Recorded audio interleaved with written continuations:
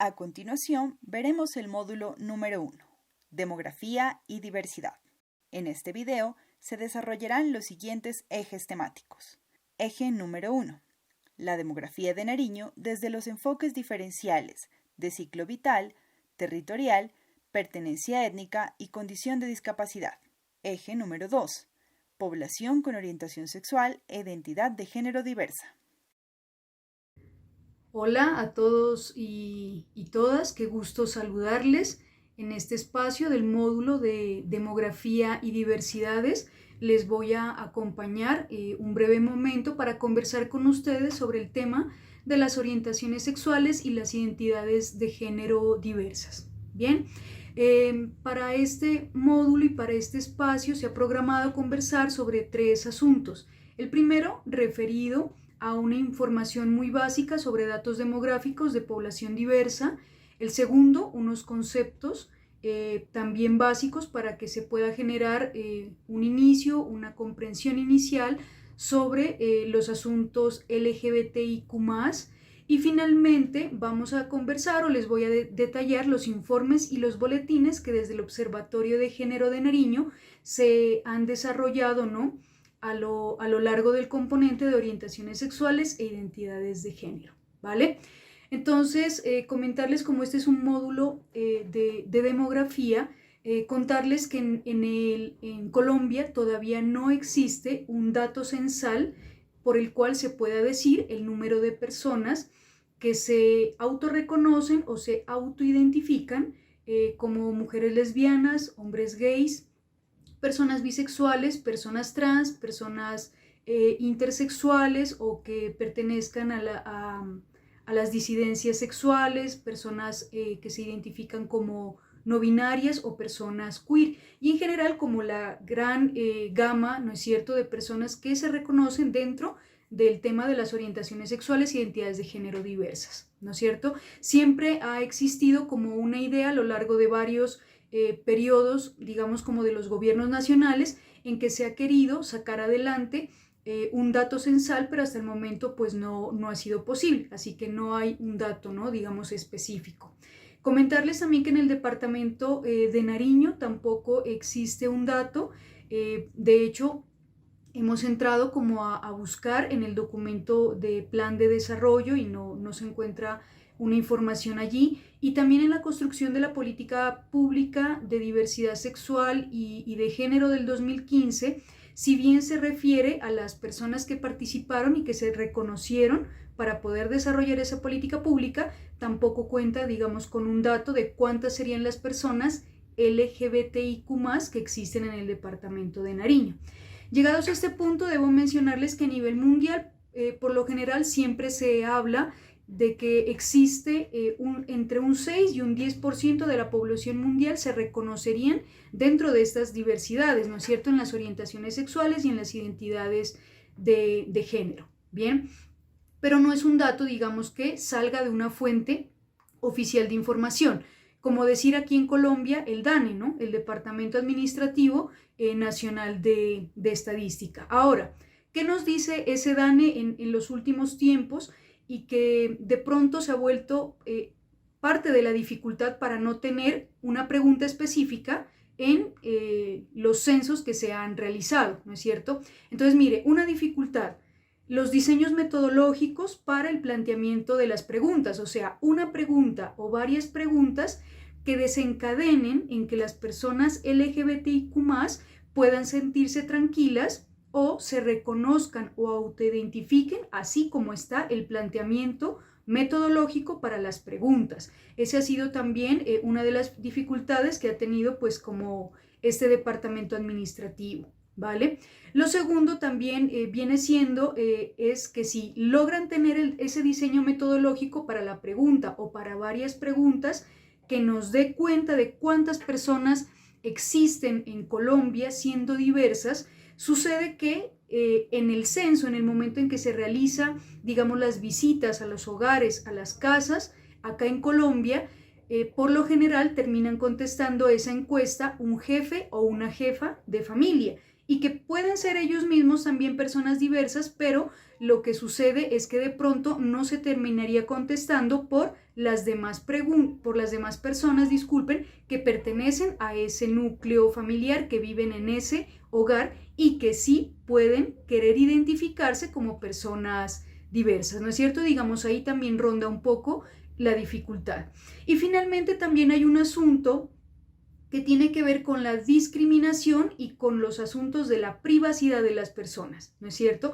Nosotros no sabemos en realidad si, dado el caso, que se presente bien el diseño metodológico para realizar la pregunta y que efectivamente el censo lo termine contestando, ojalá la mayoría de personas de cada hogar, no sabemos en definitiva si la misma persona que le estamos haciendo la pregunta directamente, se le está haciendo la pregunta directamente, va a decir sí, yo me quiero autorreconocer o me quiero autoidentificar como tal, porque eso ya ronda también el espacio privado, si quiero hacerlo o no quiero hacerlo, ¿no es cierto? Bien. Y finalmente también hay unos asuntos de discriminación, que si yo soy la persona que está ahí en el censo y no me siento confiada con el funcionario o la funcionaria que vaya a levantar ese censo, quizás porque yo sienta que con esa información posteriormente me puedan discriminar, ¿no es cierto? Entonces hay estos tres tipos de dificultades para el censo, o eso es al menos lo que han dicho las autoridades, y creemos que la principal, o se cree que la principal, es el diseño metodológico para la pregunta o las preguntas que puedan dar cuenta de que las personas LGBTIQ+, cuántos son el número acá en Colombia, ¿no es cierto? Bien, por otra parte, el director del DANE hace un mes habla específicamente porque le hacen una pregunta sobre dos escenarios. El primero es la encuesta de convivencia y seguridad ciudadana, que él explica que ya hay un pilotaje, ¿no es cierto?, para empezar a recolectar esta información y que al parecer allí hay una pregunta que pudiera identificar personas diversas, pero que también existe una posibilidad de que estas preguntas se incluyan en la gran encuesta integrada de hogares que está para el año 2022. Esperemos que esto sea así. Ahora, ustedes y varias personas se preguntarán, pero ¿para qué es necesario tener, no es cierto, este dato censal?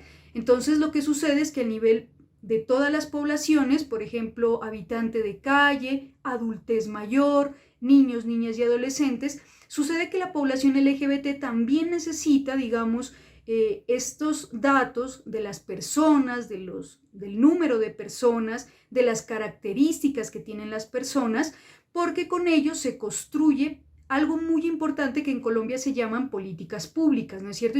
Que son las que van dirigidas definitivamente pues a esas poblaciones específicas, y para eso se necesita tener también unos datos estadísticos, unos números que permitan proyectar de una manera adecuada y concienzuda metas, proyectos, ¿no es cierto?, que se puedan plantear dentro de esas políticas públicas, y también para que en los municipios y en los departamentos la gente sepa cuánta es la cantidad de personas, y las personas las personas que son tomadoras de decisiones tengan esta información para que puedan hacer estos planteamientos asentados en unos datos estadísticos, ¿no es cierto?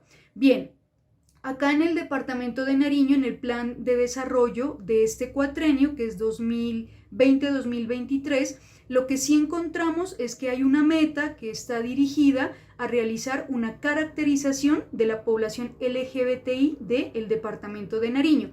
Quizás esto no nos va a llevar a un dato censal o a un número total de personas diversas del departamento, pero lo que de pronto sí va a lograr es acercarnos un poco más a una información y a una caracterización de quiénes son las personas que viven en el departamento siendo diversas, y todas las complejidades y toda la interseccionalidad que estas personas, ¿no es cierto?, puedan tener. Entonces, esto sería pues como de parte de este punto específico de los datos o de los asuntos demográficos para la población diversa, ¿no es cierto? Bien, entrados ya ahorita en este punto, voy a conversarles sobre unos conceptos básicos que sería muy chévere y muy bonito que ustedes los tengan para que empiecen a desarrollar digamos, sus percepciones y sus conocimientos frente al tema de diversidad sexual e identidad de género. El primer concepto, creo yo, sería el de sexo, ¿no es cierto? Que en un sentido estricto se refiere a las diferencias biológicas, ¿no es cierto?, entre hombres y mujeres en el momento en que nacemos, ¿no es cierto? Eso es como lo principal que debemos entender. Y digamos, cuando hablamos del tema de sexo, lo que se utiliza, digamos, en este punto es que se nace siendo hembra, macho o persona intersexual, ¿no es cierto? Bien. Ahora viene el tema del género. El género, digamos, ya no corresponde con los asuntos de cómo tú naces, de un sexo asignado al nacer, sino que el género ya tiene que ver con unas construcciones socioculturales, ¿no es cierto?, que vienen dadas por muchísimos factores y por muchísimas personas. ¿Qué tantas personas? Nuestra propia familia, nuestros vecinos y vecinas, ¿no es cierto?, todas las personas que nos acompañan en el sistema escolar, todas las personas que son nuestros compañeros y compañeras de trabajo, y en general pues todas las organizaciones y todos los espacios donde nos movemos, ¿no es cierto?, siendo personas en muchos estadios de la vida. Entonces estas construcciones socioculturales lo que hacen es permearnos y construirnos. Por lo general, ¿qué sucede? Que si se nace siendo hembra, ¿no es cierto?, el género, todas estas personas que les mencioné, todos estos ámbitos socioculturales y ambientales también, lo que hacen es que te van a criar como una mujer y dentro de los aspectos femeninos, ¿no es cierto? Y si tú naces siendo macho, te van a criar como un niño dentro de los aspectos, roles, estereotipos y colores y así toda esta gama de asignaciones que hacen para los niños, ¿no es cierto? Entonces sería como un niño dentro de los asuntos de los hombres y dentro de lo masculino, ¿no es cierto? Eso sería como la gran diferencia entre el sexo y el género. Bien, ahora, para entrar un poco más en materia, voy a empezar hablando del tema de orientaciones sexuales y de identidades de género, y voy a profundizar en aquellas que son diversas, ¿no es cierto?, que son como el tema que más nos acompaña en este momento. Entonces, orientación sexual. Dice que se trata de todas esas atracciones sexuales, afectivas y eróticas que sienten unas personas por otras, ¿no es cierto?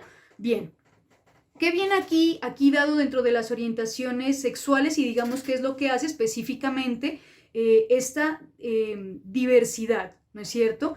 Entonces sería que en el tema de la heterosexualidad, estas atracciones sexuales, eróticas, afectivas, están dadas de una persona hacia el género de otra persona que es un género diferente al de ella. Entonces, ¿a qué nos referimos dentro de la heterosexualidad? A que serían esas atracciones de un hombre hacia una mujer o de una mujer hacia un hombre, ¿no es cierto? Debo también señalar un poco que estoy un poco cercana y más convencida cada vez de que no solamente son estas atracciones, sino que también es como mirarse en un proyecto de vida, ¿no? El tema de la orientación sexual. Ahora, el tema de la homosexualidad.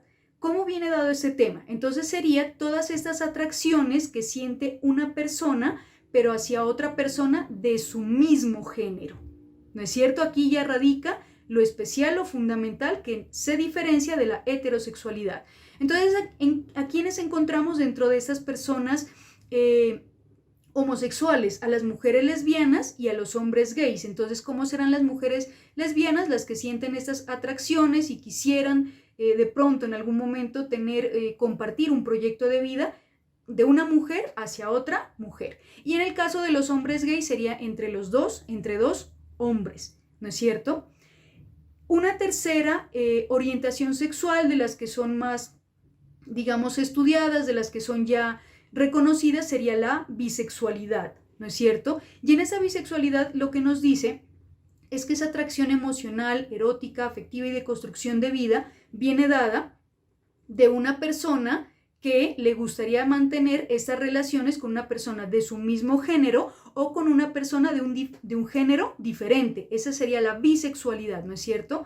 Bien, ¿qué les puedo decir en este punto? Lo primero, que todos estos conceptos y todas estas teorías en el tema de las orientaciones sexuales e identidades de género y sobre todo en las diversas son una construcción permanente, así que ustedes nunca se queden allí quietos diciendo solamente este concepto que me acaban de dar me lo voy a quedar y no voy a explorar más. Hay que estar siempre alertas a las nuevas teorías, a los nuevos conceptos, a las nuevas herramientas que llegan también a esos temas de conceptualización, ¿no es cierto? Y lo segundo también es decirles que en este momento yo solamente les estoy dando como una información mínima, muy básica, sobre las tres, digamos, orientaciones sexuales que son las más estudiadas, ¿no? Las que más tienen reconocimiento a nivel social y científico.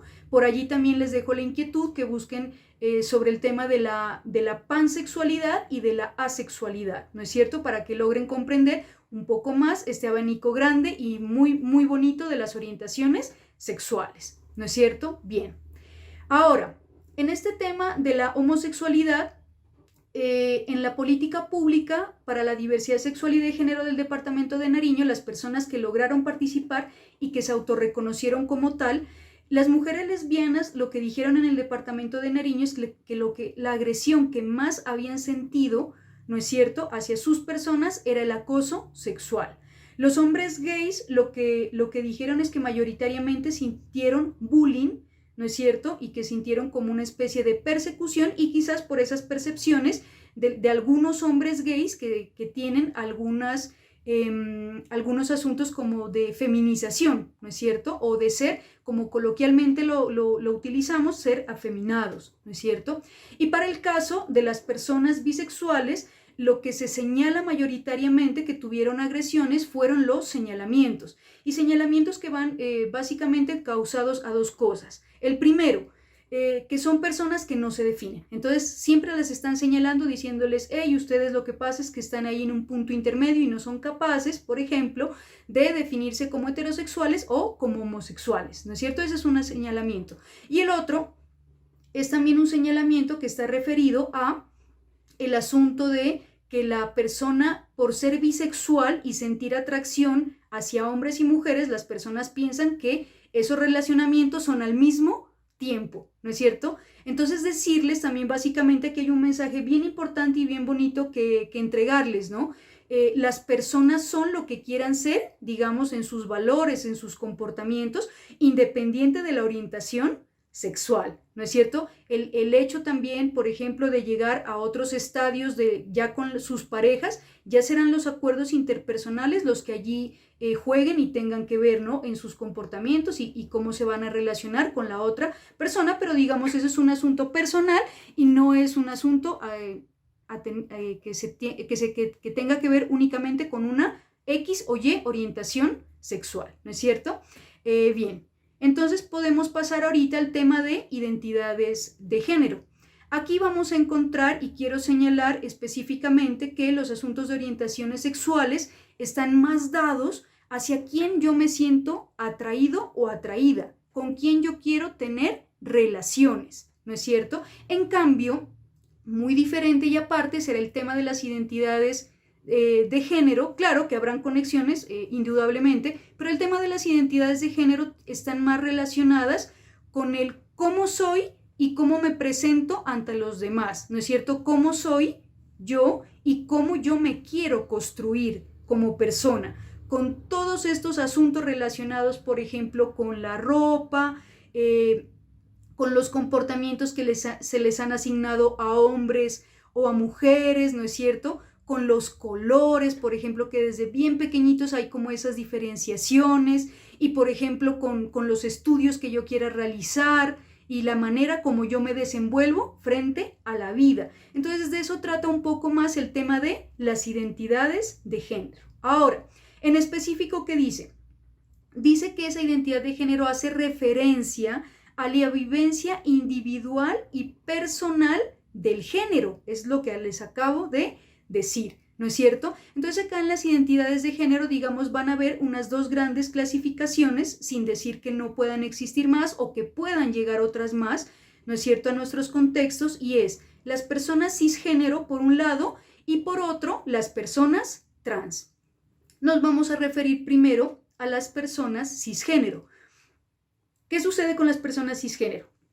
Como ya lo habíamos visto, si una persona al nacer, o sea, en el sexo, nace como hembra, por lo general tienden en el género a criarte como una niña, mujer y con los asuntos femeninos, ¿no es cierto?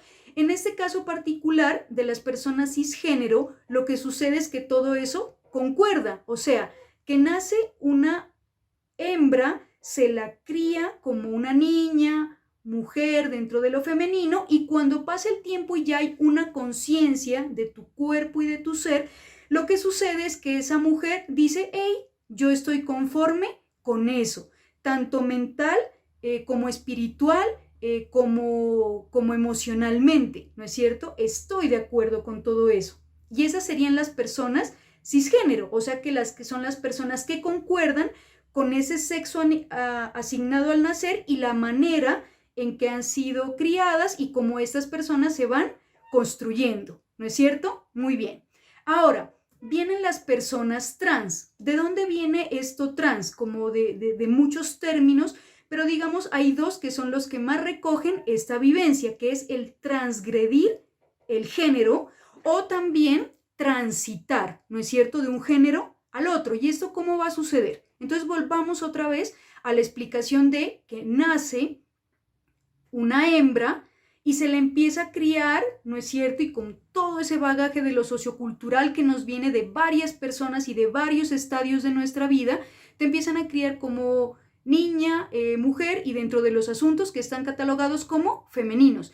Pero allí sucede una ruptura, entonces ya no es como las personas cisgénero que dicen, mire, está bien, para mí eso está bien, yo me siento muy bien. Acá en las personas trans lo que sucede es que hay una especie como de corte, de decir, no me siento bien, no me siento a gusto con eso, entonces lo que quiero hacer es que así yo tengo un sexo asignado al nacer, que es el sexo y todas las características biológicas que yo tengo al nacer, yo quiero transitar, transgredir y llegar al otro género en esas construcciones sociales, ¿no es cierto? Entonces, ¿cómo viene a ser esto? Por ejemplo, un niño, ¿no es cierto?, que nace siendo macho y lo empiezan a criar siendo niño, hombre y dentro de lo masculino, pero en un transcurso de vida que ya hay unas percepciones de tu cuerpo y de tu ser, sucede que este hombre o este niño dice, no, yo no me siento conforme, ni mentalmente, ni espiritualmente, ni emocionalmente, yo lo que quiero es ser una mujer. Entonces en ese momento es que empieza a radicar estos tránsitos y esas transgresiones a todo este aparataje de lo heteronormativo que vendría dado desde la heterosexualidad más los asuntos patriarcales o también solamente pues desde los asuntos patriarcales, ¿no es cierto? Entonces lo que se quiere allí es transgredir y de allí también se pueden explicar que hay hombres y mujeres trans, ¿no es cierto? Con esta explicación que yo les doy, que acá sí hay un corte, no hay una continuidad y que no se sienten pues como de acuerdo. Ahora, dentro de la gama grande de personas trans están las personas travestis, transgeneristas, transexuales, transformistas, drag queen, drag king y muchísimas, muchísimas más. En este espacio que nos han brindado acá en el curso de capacitación, vamos a nombrar las personas travestis, las personas transgénero y las personas transexuales, ¿vale? Entonces, las personas travestis.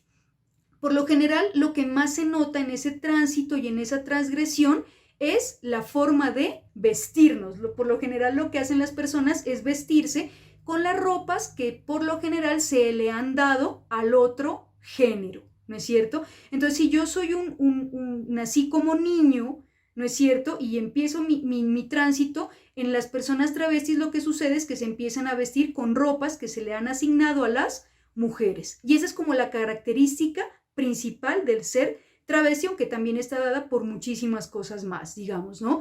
Ahora, las personas transgeneristas no solamente es esa vestimenta, no es solamente el tránsito, la transgresión en esa vestimenta, sino que también empiezan a asumir algunos comportamientos que se le han asignado al otro género, o sea, al género al cual quieren llegar, por decirlo de alguna manera. En esos comportamientos, por ejemplo, parte pueden estar dado, qué sé yo, por el cambio de los nombres en las cédulas, ¿no es cierto? Eso es algo súper importante. Entonces se suma la vestimenta, hacer esos cambios, empezarme a comportar en sociedad, en los espacios de la escuela, en los espacios de la vecindad, ¿no es cierto? Como se espera, pero que se comporte el otro género. Y, o sea, en este caso particular, al género al cual se quiere llegar, ¿no es cierto? Y la característica principal puede ser en las personas transexuales es que ya suceden unos asuntos de hormonización, ¿no es cierto? Y de cambio o de reasignación sexual. Debo decir en este punto que estos dos aspectos o estos dos procedimientos ya vienen dados y muy acompañados, digamos, por personas de salud, ¿no es cierto? Tanto de la parte médica como de la parte de psicología y de psiquiatría. Ahora, ¿qué les puedo referir en este punto? Que es un bonito aprendizaje. Todas las personas trans, sean hombres o mujeres trans, no quieren llegar hasta el punto de la transexualidad. Algunas personas solamente quieren, por ejemplo, cambiar en sus vestimentas y cambiar en sus comportamientos, ¿no? De lo que se dice que es del otro género. No todas las personas quieren llegar a la transexualidad y también debo decirles que es muy complicado llegar a las etapas de transexualidad, de hormonización y de reasignación sexual. ¿Por qué?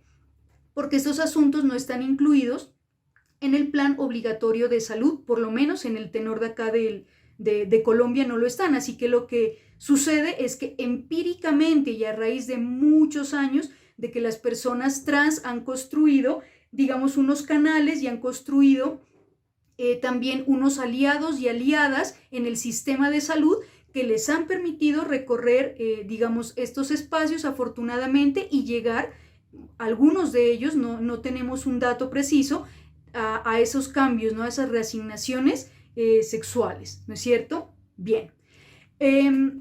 Ahora, ¿en qué vamos a continuar también con estos aspectos básicos? Ustedes me dirán, bueno, pero ¿por qué nos hablan tanto de orientaciones sexuales e identidades de género, sabiendo que lo que más hemos escuchado o lo único que hemos escuchado sobre este tema es un acrónimo que es LGBTI, ¿no es cierto? Que es como el más mencionado. Ahora, ¿qué sucede con esto? LGBTI es un acrónimo que significa lesbianas, gays, bisexuales, trans e intersexuales, ¿no es cierto? Pero nosotros, incluso en el Observatorio de Género, lo que se ha intentado hacer es abrir mucho más los espacios y voy a explicar por qué. Lo LGBTI poco a poco se ha ido considerando políticamente como un espacio en el que se cierra únicamente para las personas que están en esas letras del acrónimo, ¿no es cierto? Entonces los estudios y todos los asuntos gubernamentales parece que se dirigieran solamente hacia esas personas, ¿no es cierto? Lesbianas, gays, bisexuales, trans, intersexuales. Pero también sucede que en una categoría mucho más amplia, que son las orientaciones sexuales y identidades de género diversas, pueden caber un poco mejor, digamos, en ese espacio, las disidencias sexuales, las personas queer, las personas no binarias, que de hecho les invito muchísimo a que ustedes puedan como explorar. Casi todas son apuestas políticas y que van acompañadas también de estos comportamientos y de estos asuntos, por ejemplo, de las vestimentas, ¿no es cierto?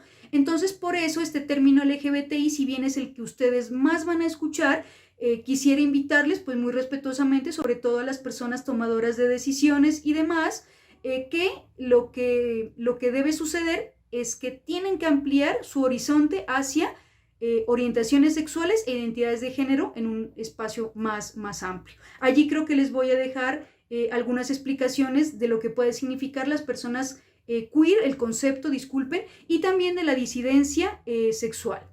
Finalmente, acá en la última diapositiva, lo que quisiera exponer son los resultados que se han trabajado, ¿no es cierto?, desde el Observatorio de Género de Nariño y que tienen que ver principalmente con los informes de población diversa.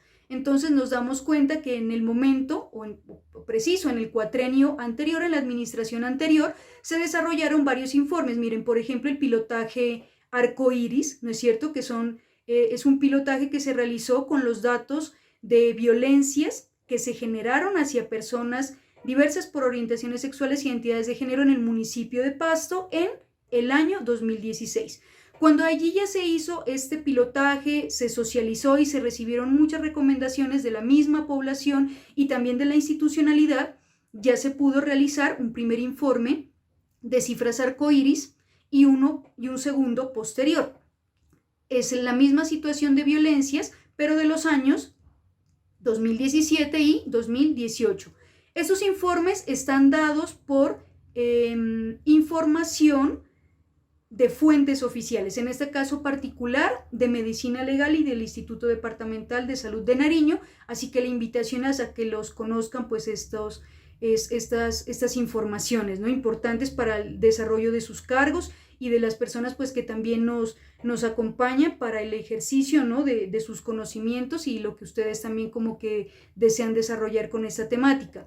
También tenemos el folleto de atenciones y atenciones psicojurídicas del cuatrenio anterior de la dupla de atención de la Secretaría de las Mujeres, Orientaciones Sexuales e Identidades de Género, y que tiene que ver y que ustedes van a encontrar allí que esas atenciones no fueron dadas únicamente a mujeres en el campo de las violencias, sino que también fueron a unos hombres y también a la población LGBTIQ+, ¿no es cierto? También van a encontrar un pilotaje de participación política que fue un ejercicio más cualitativo, ¿no es cierto? ¿Por qué? Porque no hay fuentes oficiales de información y digamos, esa es como la mayor preocupación que a veces se tiene frente a los estudios que se quieran adelantar frente a las personas diversas en toda Colombia, ¿no? También desde el municipio de Pasto se lograron construir unos perfiles de candidaturas de personas que se han lanzado a cargos de elección popular en el municipio de Pasto, específicamente de Las JAL y de Consejo de Pasto, así que está muy bien que ustedes lo revisen y que puedan mirar pues estos pilotajes que también tienen esta misma información de conceptos básicos y también de una normatividad que acompaña estos derechos, estos asuntos democráticos. Y finalmente también van a encontrar el mapeo de organizaciones que trabajan en favor de la población diversa por orientaciones sexuales e identidades de género del municipio de Pasto. ¿Y para qué? De pronto ustedes dirán, miren, yo necesito tal cosa o necesito investigar algo más, ¿no? De una temática específica. Ese mapeo, estoy muy segura, les va a ayudar a ubicarse y a saber a qué organización ustedes deben dirigirse, ¿no es cierto? Sobre todo siendo tomadores y tomadoras de decisiones para las implementaciones o para las construcciones de políticas públicas a nivel municipal y ojalá podamos también tener este ejercicio en el departamento de Nariño, ¿no es cierto?, a través del observatorio. ¿Dónde podemos encontrar toda esta información? Está en la página web observatoriogénero.udenar.edu.co, así que la invitación súper cordial, súper bonita es a que ustedes se acerquen allí a la página y que puedan observar los productos, los informes, boletines que hemos realizado, esperando que toda esta información sea importante y prudente para ustedes e invitarles siempre a que estén alertas, a que estén atentos y atentas a nueva información, porque esto siempre va evolucionando, así que agradecerles mucho el tiempo de escucha y pues el poder estar con ustedes participando pues de este curso de capacitación. Muchas gracias.